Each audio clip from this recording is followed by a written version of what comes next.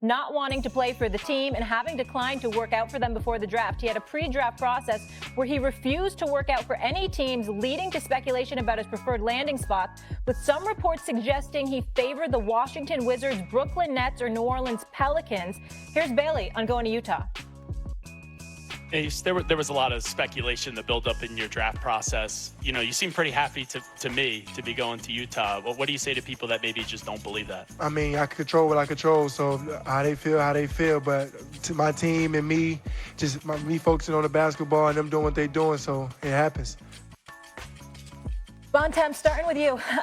What'd you make of Bailey going to Utah? I mean, look, this was the fascinating moment in the draft. I mean, Chom's obviously all over all this stuff. The top 4 picks were pretty well set. The question all day going into the draft was, what was Utah going to do with the 5th selection? Austin Ainge running his first draft with the Jazz. Nobody really could get a sense of what they were going to do. They go take Ace Bailey. This is not what Ace Bailey's people thought they were going to do. They thought they were going to Washington. They were all set up to be on the East Coast. He's a guy who was born in Atlanta. He's from the Southeast. The Wizards had a big hole in the wing. He thought he was going there. I think, though, this could wind up being the best thing that ever happened to Ace Bailey. Will Hardy is one of the best coaches in the league. They've got a terrific organization from top to bottom. They've got a bunch of playing time and shot opportunities for him on the wing. This is a chance for him to go to a low-pressure environment, to grow, to get a chance to get as much as he wants to eat offensively. And we could look back on this a few years from now and say that this was a great setup for him and a great setup for the Jazz, and applaud the Jazz on taking a swing on a guy who didn't give them an opportunity to really get to see him up close and saying, this is the best player available. We're going to go get him. We're not going to worry about whether he wants to be here or not. Toms? So going into draft night, everyone around Ace Bailey knew he was going to go between 3 and 8 in this draft. And they were comfortable. They were fine with how they handled the process as long as he ended up around in that 3 to 8, which they were very confident in. And they didn't really care, I think, at the end of the day, where he potentially ended up because he's playing basketball and he's going to be on a team. I think the Jazz, between him and Walter Clayton Jr., to get those 2 players, I talked to someone in Utah last night, shot making, competitiveness, creativity. They got 2 players at the wing/forward position that can really help them. McMahon? Look, and look, if you're Utah, who cares if he wants to be there? What are you going to do? You're not going to take the paycheck. You're not going to play in the NBA. And, you know, Ace Bailey just said a whole lot of nothing, but he's not pouting. He's going to be a pro. He's going to go play for the Jazz. And if you're Utah, this is your 3rd straight year in the lottery.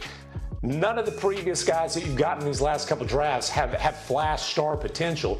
You have to take a swing at the highest ceiling guy on the board. This is a team that is in desperate need of a young star that they can build around. Ace Bailey has that kind of potential. There's some risk involved, but there's also high reward here.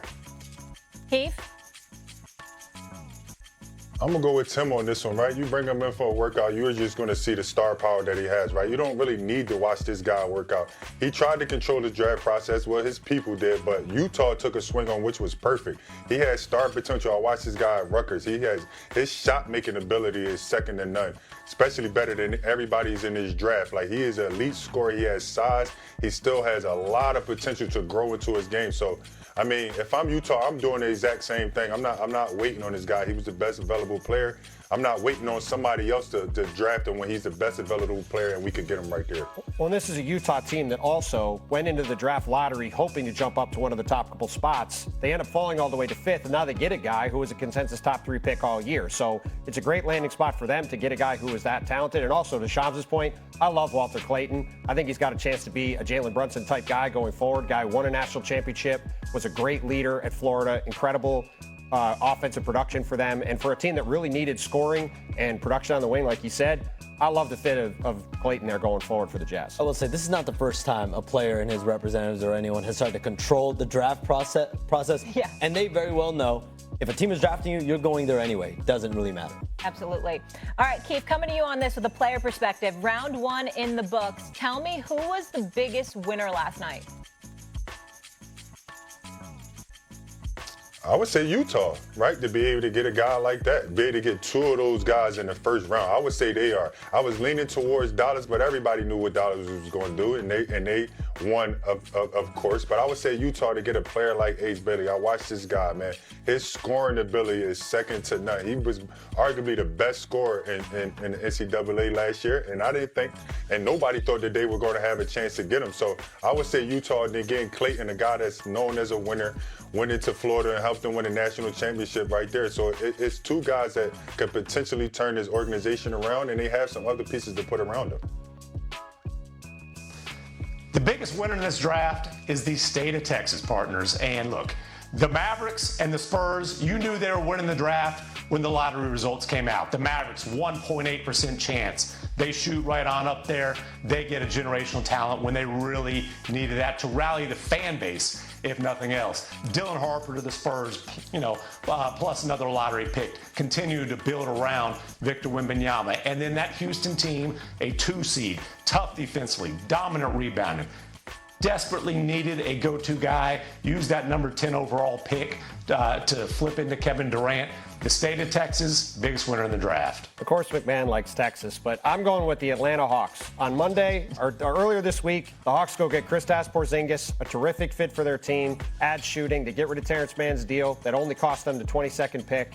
Then they go into the draft last night. They turn the 13th pick into the 23rd pick, get Asa Newell, a guy who could have been a lottery pick, played with Cooper Flagg in high school at Montverde. Really interesting combo big for them. And most importantly, they get what could be the number 1 pick in next year's draft for going back 10 slots, doing this trade with the New Orleans Pelicans, getting the better pick between the Milwaukee Bucks. Let's see what happens with the Bucks and Giannis Antetokounmpo this offseason. And most importantly, the Pelicans, a team that I talked to a bunch of people overnight.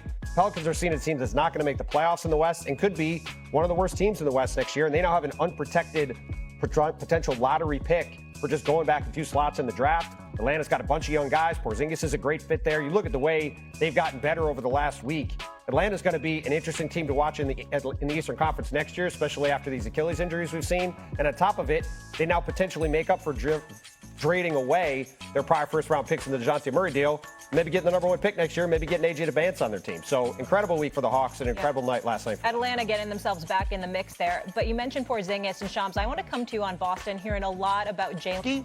Like, are we looking at a team that could be ready to drop the gloves with OKC next year?